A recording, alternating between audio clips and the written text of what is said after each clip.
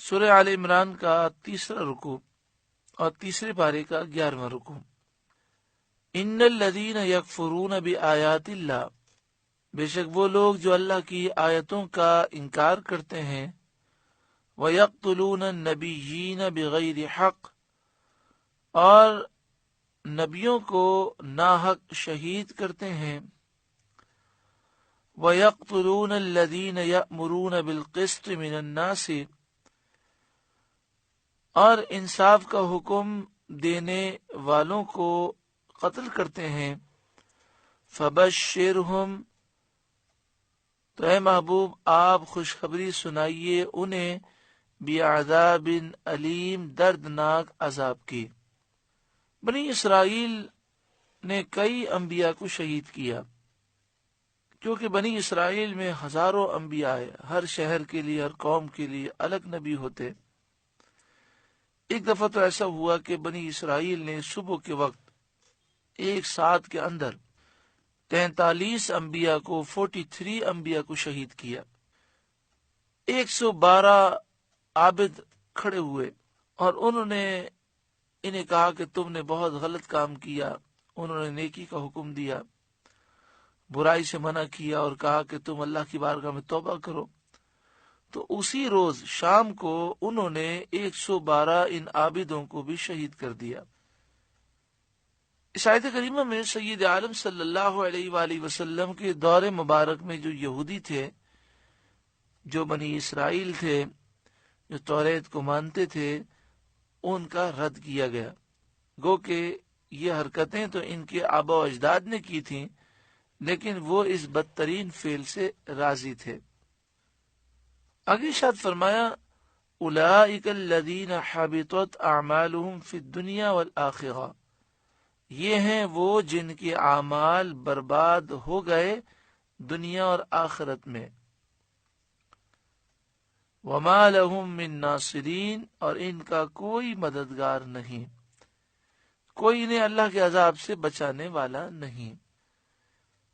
الم تر الی الذین اوتوا نصیبا من الکتاب، کیا تم نے انہیں نہ دیکھا جنہیں کتاب کا ایک حصہ ملا، یدعون الی کتاب اللہ، اللہ کی کتاب کی طرف بلائے جاتے ہیں، لیحکم بینہم، کہ وہ کتاب ان کا فیصلہ کرے، ثم یتولی فریق منہم، پھر ان میں سے ایک گروہ اس سے منہ پھیر لیتا ہے، وہم معرضون، اور وہ ہیں ہی منہ پھیرنے والے۔ اس آیت کریمہ میں یہ بیان کیا گیا کہ اہل کتاب کو کتاب کا ایک حصہ ملا۔ ایک حصہ ملا، اس سے مراد یہ ہے کہ پوری توریت پر یہ لوگ ایمان نہیں لائے۔ توریت میں جن آیتوں میں نبی اکرم صلی اللہ علیہ وآلہ وسلم کی شان و عظمت کا ذکر تھا اور قرآن مجید فرقان حمید کا ذکر تھا، انہوں نے ان آیتوں کو چھوڑ دیا، نہ قرآن پر ایمان لائے، نہ نبی اکرم صلی اللہ علیہ وآلہ وسلم پر ایمان لائے، تو پوری توریت پر وہ ایمان نہیں لائے۔ اس لیے فرمایا کہ کتاب کا ایک حصہ جنہیں دیا گیا، انہیں بلایا جاتا ہے کہ آؤ توریت کی طرف آ جاؤ، تمہارے اختلافات جو ہیں اس کو توریت سے حل کیا جاتا ہے، تو بھی وہ توریت کی طرف نہیں آتے۔ اس آیت کریمہ کا شان نزول یہ ہے کہ حضرت عبداللہ بن عباس رضی اللہ تعالی عنہما فرماتے ہیں، ایک مرتبہ سید عالم صلی اللہ علیہ وآلہ وسلم یہودیوں کے مرکز گئے، اس کا نام تھا بیت المدراس، آپ وہاں تشریف لے گئے اور یہودیوں کے مرکز جا کر یہودیوں کو اسلام کی دعوت دی۔ تو یہودیوں میں سے 2 شخص، نعیم بن عمرو اور حارث بن زید نے کہا، اے محمد صلی اللہ علیہ وآلہ وسلم، آپ کس دین پر ہیں؟ آپ صلی اللہ علیہ وآلہ وسلم نے فرمایا، ملت ابراہیمی پر۔ وہ کہنے لگے، حضرت ابراہیم علیہ السلام تو یہودی تھے۔ سید عالم صلی اللہ علیہ وآلہ وسلم نے فرمایا، توریت لاؤ، ابھی ہمارے تمہارے درمیان فیصلہ ہو جائے گا۔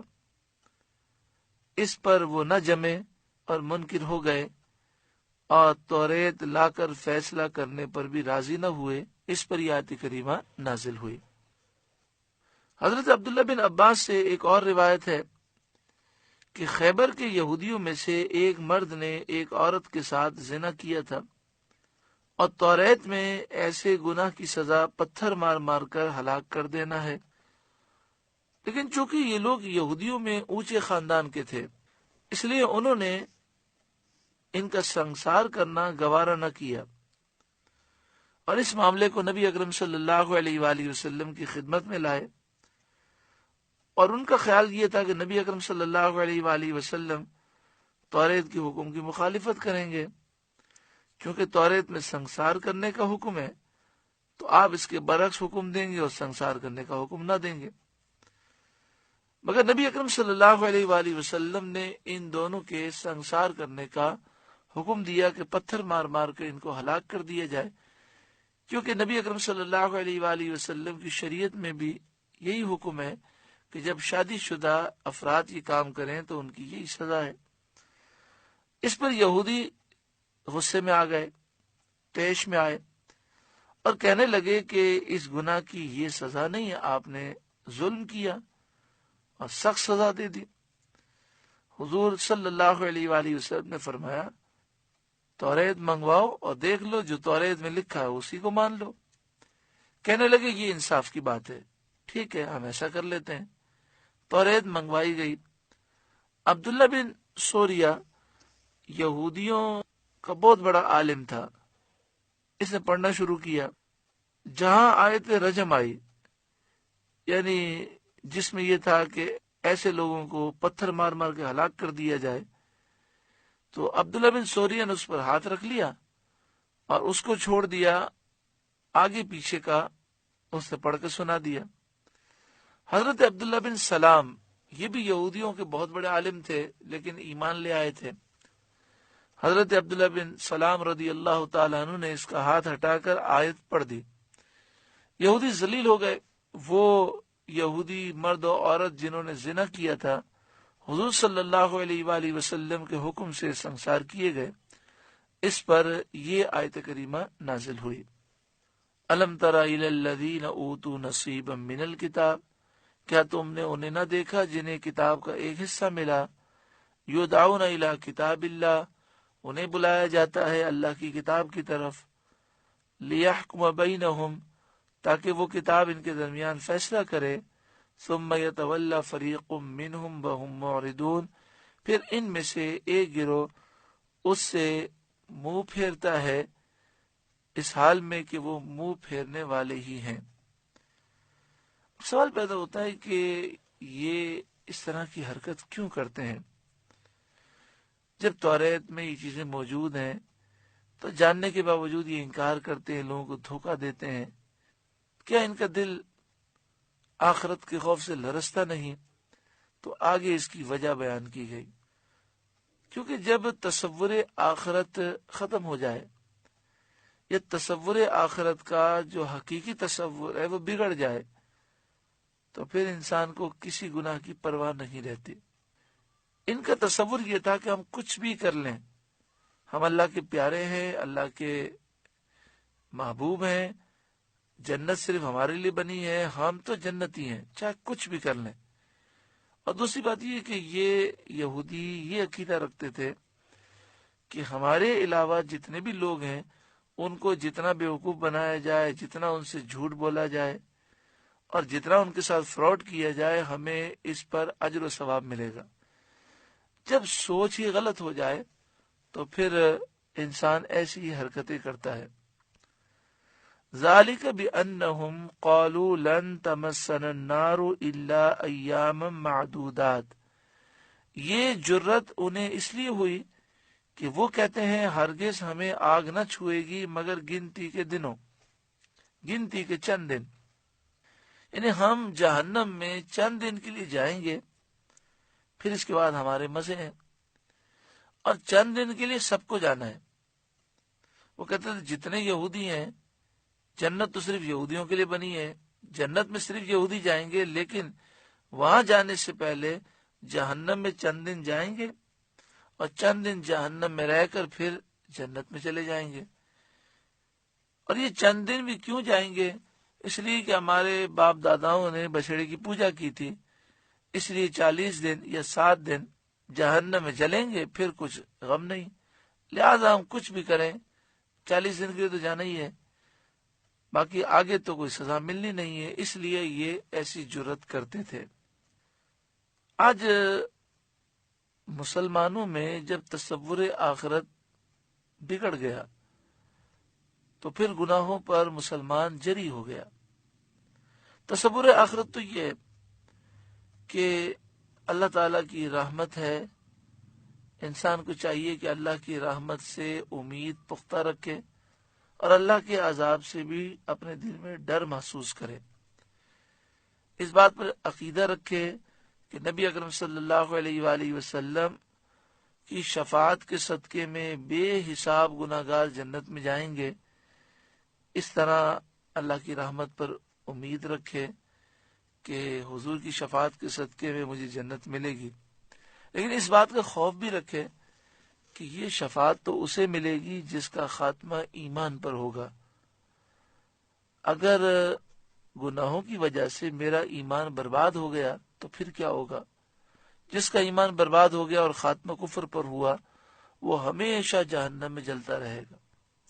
پھر یہ بھی سوچنا چاہیے کہ شفاعت کے صدقے میں جنت تو ضرور ملے گی، لیکن بہت سے ایسے ہوں گے کہ جہنم میں سزا پانے کے بعد ان کی سزا میں تخفیف ہوگی اور پھر وہ جنت میں داخل ہوں گے۔ تو جہنم میں بہت سے جانے والے بھی ہوں گے، تو امید بھی ہو اور خوف بھی ہو۔ لیکن آج مسلمانوں کا حال یہ ہو گیا کہ بڑے سے بڑا گناہ کرتے ہیں اور سمجھایا جائے تو کہتے ہیں چھوڑے مولانا صاحب، اللہ غفور رحیم ہے، حضور شفاعت کریں گے، ہم تو ڈائریکٹ جنتی ہیں، جو بھی کرتے رہیں کوئی فرق نہیں پڑتا۔ تو اس طرح کی باتیں کرنا یہ یہودی انداز ہے۔ مسلمان تو خوف بھی رکھتا ہے اور امید بھی رکھتا ہے۔ مسلمان اس بات کو بھی پیش نظر رکھتا ہے کہ پیارے آقا صلی اللہ علیہ وآلہ وسلم نے یہ فرمایا کہ جو میری سنت سے روگردانی کرے اس کا مجھ سے کوئی تعلق نہیں ہے۔ اسے یہ فکر ہوتی ہے کہ اگر نبی اکرم صلی اللہ علیہ وآلہ وسلم ناراض ہو گئے اور آپ نے چہرہ انور پھیر لیا تو میرا کیا ہوگا؟ لہذا ان باتوں پر جب وہ غور کرتا ہے تو گناہ پر وہ جری نہیں ہوتا۔ وَغَرَّهُمْ فِي دِينِهِمْ مَا كَانُوا يَفْتَرُونَ، اور ان کے دین میں انہیں فریب دیا اس جھوٹ نے جو باندھتے تھے۔ وَغَرَّهُمْ، انہیں دھوکے میں ڈالا، فی دینہم، ان کے دینی معاملات میں۔ کس نے دھوکے میں ڈالا؟ ما کانوا یفترون، جو من گھڑت باتیں وہ جھوٹ باندھتے تھے، جو انہوں نے بہتان باندھے تھے، اس بہتان نے انہیں فریب میں ڈال دیا۔ ان کا بہتان یہ تھا کہ جنت ہمارے لیے بنی ہے، ہم اللہ کے بیٹے ہیں، اس کے پیارے ہیں، وہ ہمیں گناہوں پر عذاب نہ کرے گا۔ تھوڑی مدت چونکہ ہمارے باپ داداؤں نے بچڑے کی پوجا کی تھی، چند دن کے لیے جہنم کا ہلکا سا عذاب ہوگا، پھر ہم جنت میں جائیں گے۔ تو اس من گھڑت بات نے اور جھوٹ نے ان کو دھوکے میں ڈال دیا۔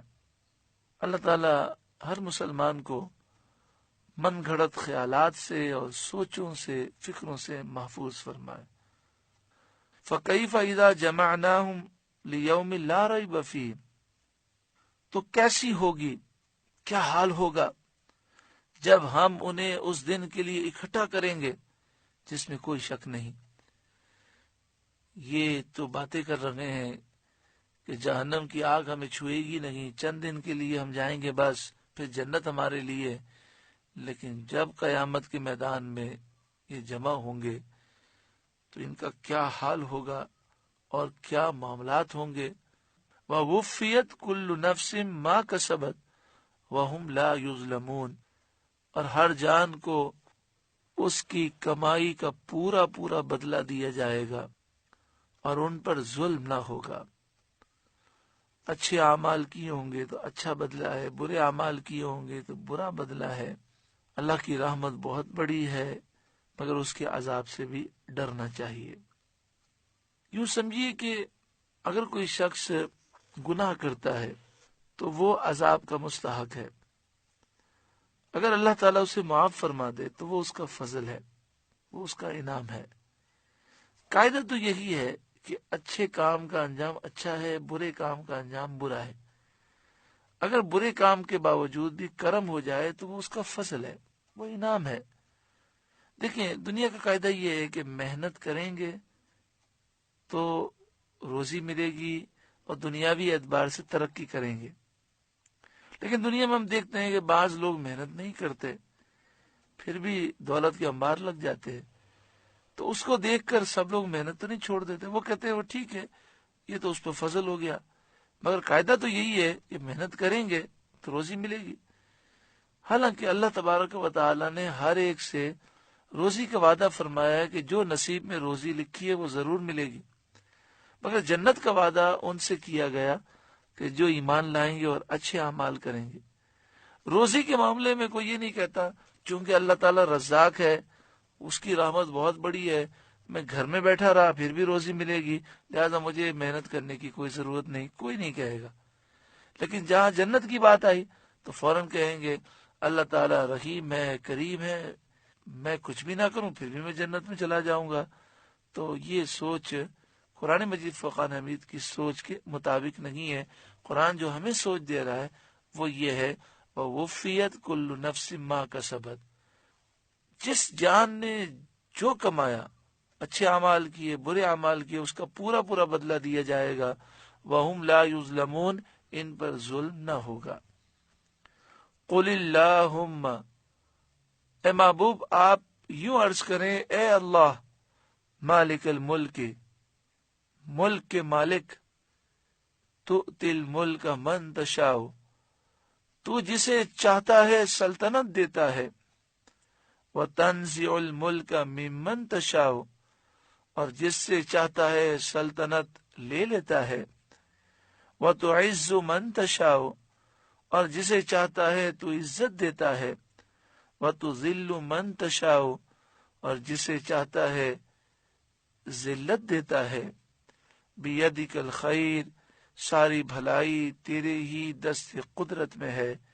اِنَّكَ عَلَى كُلِّ شَيْءٍ قَدِيرٌ، بے شک تو سب کچھ کر سکتا ہے. کتنی پیاری آیت کریمہ ہے کہ سلطنت دینے والا اللہ تعالیٰ ہے، عزت دینے والا اللہ تعالیٰ ہے. بندے کو چاہیے کہ اللہ کے حضور جھک جائے، کوشش کرے کہ اللہ کے دربار میں وہ کامیاب ہو جائے. دنیا دار لوگ متاثر ہو جائے، تعریفیں کر لیں، کیا ہوتا ہے؟ رب راضی ہو جائے، یہی اصل کمال ہے. اس آیت کا شان نزول یہ ہے کہ فتح مکہ کے وقت سید انبیاء صلی اللہ تعالی علیہ وآلہ وسلم نے اپنی امت کو ملک فارس اور روم کی سلطنت کا وعدہ دیا. تو یہودی اور منافقین اسے بہت دور سمجھنے لگے اور مذاق اڑانے لگے اور کہنے لگے کہاں محمد اور کہاں فارس و روم کے ملک صلی اللہ علیہ وسلم، اور کہنے لگے فارس و روم تو بڑے زبردست اور نہایت محفوظ ملک ہیں، ان کی سلطنت حضور کی امت کو کیسے ملے گی؟ اس پر آیت کریمہ نازل ہوئی کہ اللہ جسے چاہے سلطنت عطا فرمائے، جسے چاہے عزت عطا فرمائے. آخرکار نبی اکرم صلی اللہ علیہ وآلہ وسلم کا وہ وعدہ پورا ہو کر رہا. تولج اللیل فی النہار، تو رات کو دن میں داخل فرماتا ہے.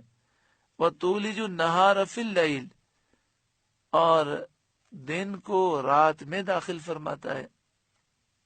مراد یہ ہے کہ راتیں بڑی ہوتی ہیں پھر آہستہ آہستہ چھوٹی ہو جاتی ہیں، دن بڑے ہوتے ہیں آہستہ آہستہ چھوٹے ہوتے ہیں. مثلا جب سردیاں ہوتی ہیں تو سردیوں میں مثلا 6 بجے صبح صادق ہے، 6 بجے سے لے کر شام 6 بجے تک دن ہے، 6 بجے مغرب ہو جاتی ہے. ایک مثال دے رہا ہوں. لیکن جب گرمیاں ہوتی ہیں تو مغرب کا وقت 7:30 بجے شروع ہوتا ہے. تو اب دیکھیں یہ 6 بجے سے لے کر 7:30 تک یہ وہ وقت تھا کہ جو سردیوں میں رات میں داخل تھا لیکن گرمیوں میں یہ دن ہوتا ہے. اسی طرح گرمیوں میں صبح صادق مثلاً کبھی کبھی 4:15 بجے ہوتی ہے، تو 4:15 بجے سے لے کر 6 بجے تک سردیوں میں یہ حصہ رات ہے، لیکن گرمیوں میں یہ دن کا حصہ ہوتا ہے. تو اس طرح آہستہ آہستہ، اور یہ اس قدر بتدریج ہے، کبھی 1 منٹ، کبھی 2 منٹ، کبھی آدھے منٹ کا فرق ہوتا ہے، اور دن میں اور رات میں تبدیلی واقع ہوتی ہے. یہاں پر فرمایا کہ کبھی رات کو بڑھائے، کبھی دن کو بڑھائے، کبھی دن کو بڑھا کر رات کو گھٹا دے. اے مالک یہ تیری قدرت ہے. تو فارس و روم کا ملک غلامانان مصطفیٰ کو مل جائے اور اللہ تعالیٰ عطا فرما دے تو یہ اس کی قدرت سے کوئی بعید نہیں ہے، وہ ہر چاہت پر قادر ہے. وَتُخْرِجُ الْحَيَّ مِنَ الْمَيِّتِ، اے مالک تو زندہ کو مردے سے نکالتا ہے. زندہ کو مردے سے، انڈا بظاہر مردہ ہوتا ہے، اس سے چوزا نکلتا ہے، وہ زندہ ہوتا ہے. یہ ایک مثال ہے اور سمجھنے کے لیے کافی ہے. وَتُخْرِجُ الْمَيِّتَ مِنَ الْحَيِّ، اے مالک تو مردہ کو زندہ سے نکالتا ہے. مرغی زندہ ہے، اس سے انڈا نکلتا ہے جو کہ بظاہر مردہ ہے.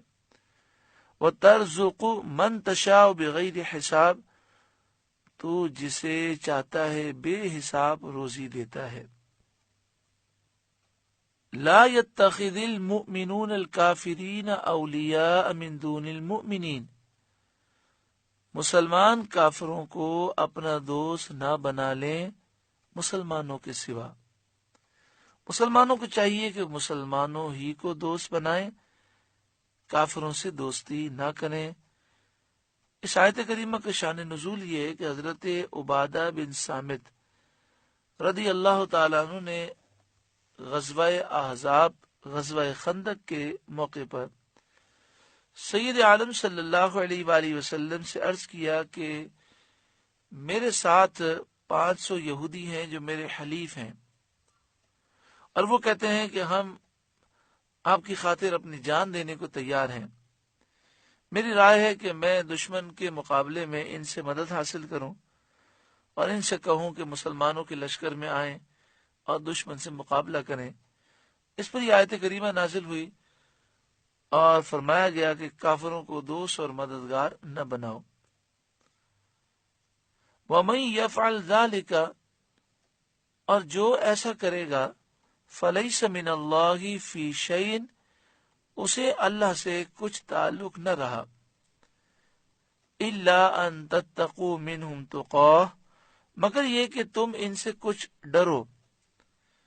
کافروں سے دوستی محبت ممنوع ہے، حرام ہے. انہیں رازدار بنانا اور دوستی کے اور محبت کے معاملات کرنا یہ ناجائز ہیں. ہاں اگر جان کا یا مال کا خوف ہو تو ایسے وقت صرف ظاہری برتاؤ کرنا جائز ہے. الا ان تتقوا منهم تقاة، مگر یہ کہ تم ان سے کچھ ڈرو تو پھر ظاہری برتاؤ کر سکتے ہو. وَيُحَذِّرُكُمُ اللَّهُ نَفْسَهُ، اور اللہ تمہیں اپنے غضب سے ڈراتا ہے. وَإِلَى اللَّهِ الْمَصِيرُ، اور اللہ ہی کی طرف پلٹنا ہے، پھرنا ہے. قل، اے محبوب آپ فرمائیے، ان تخفوا ما فی صدورکم، جو کچھ تمہارے جی میں ہے اگر تم اسے چھپاؤ، او تبدوہ، یا تم اسے ظاہر کرو، یعلمہ اللہ، اللہ کو سب معلوم ہے. وَيَعْلَمُ مَا فِي السَّمَاوَاتِ وَمَا فِي الْأَرْضِ، جو کچھ آسمانوں میں ہے جو کچھ زمین میں ہے اللہ خوب جانتا ہے. واللہ علی کل شیء قدیر، اور اللہ ہر چاہت پر قادر ہے. اس آیت کریمہ میں کتنا پیارا درس ہے. جو ہمارے خیالات دل میں ہے وہ بھی اللہ جانتا ہے، ظاہر باطن سب اللہ جانتا ہے، اور ہمیں اللہ کے حضور ہی حاضر ہونا ہے. لوگوں کو متاثر کر دیں، دھوکہ دے دیں، کوئی فائدہ نہیں ہے. اصل تو اللہ کے حضور حاضر ہونا ہے، ظاہر باتیں پاک کریں، روشن کریں اور اللہ کے حضور حاضری کی تیاری کریں۔ یوم تجد کل نفس ما عملت من خیر محضرا، جس دن ہر جان نے جو بھلا کام کیا حاضر پائے گی۔ یوم قیامت کے دن، تجد پائے گی، کل نفس ہر جان، ما عملت جو کچھ اس نے کیا، من خیر جو بھی اچھا کام کیا، محضرا وہ حاضر پائے گی، ہر جان اپنے نیک اعمال کو سامنے موجود پائے گی۔ وما عملت من سوء، اور جو برا کام کیا وہ بھی سامنے ہوگا۔ اچھے کام کی اچھی صورتیں ہوں گی اور برے کام کی بڑی بھیانک صورتیں ہوں گی۔ قیامت کے میدان میں وہ بھاگ رہا ہوگا یہ صورتیں دیکھ کر، تو برے اعمال کہیں گے کہاں بھاگتا ہے، دنیا میں تو ہمیں گلے لگائے رکھا تو نے۔ تود لو ان بینہا و بینہ امدا بعیدا، وہ تمنا کرے گا کہ کاش مجھ میں اور اس میں دور کا فاصلہ ہوتا اور میں نے یہ برے کام نہ کیے ہوتے۔ وہ اس وقت تمنا کرے گا کاش میں دنیا میں ایسی زندگی گزار کے آیا ہوتا کہ کوئی برا کام میدان قیامت میرے قریب نہ آتا۔ وَيُحَذِّرُكُمُ اللَّهُ نَفْسَ، اللہ تمہیں اپنے عذاب سے ڈراتا ہے۔ وَاللَّهُ رَؤُوفٌ بِالْعِبَادِ، اور اللہ بندوں پر مہربان ہے۔ تو سوچیں، قرآن فرماتا ہے اللہ اپنے عذاب سے تمہیں ڈراتا ہے، اور یہاں اگر ڈرانے والی کوئی بات کی جائے تو لوگ کہتے ہیں جی آپ تو ہر وقت ڈراتے ہی رہتے ہیں۔ اللہ تعالیٰ غفور الرحیم ہے، لیکن یہاں دیکھیں دونوں باتیں ہیں، رحمت کا ذکر بھی ہے اور غضب کا ذکر بھی ہے۔ وَيُحَذِّرُكُمُ اللَّهُ نَفْسَ، اور اللہ تمہیں اپنے عذاب سے ڈراتا ہے۔ وَاللَّهُ رَؤُوفٌ بِالْعِبَادِ، اور اللہ بندوں پر مہربان ہے۔ سورہ آل عمران کا 3 رکوع مکمل ہوا۔ اللہ رب العالمین اس رکوع کے نور سے ہمیں روشن اور منور فرمائے۔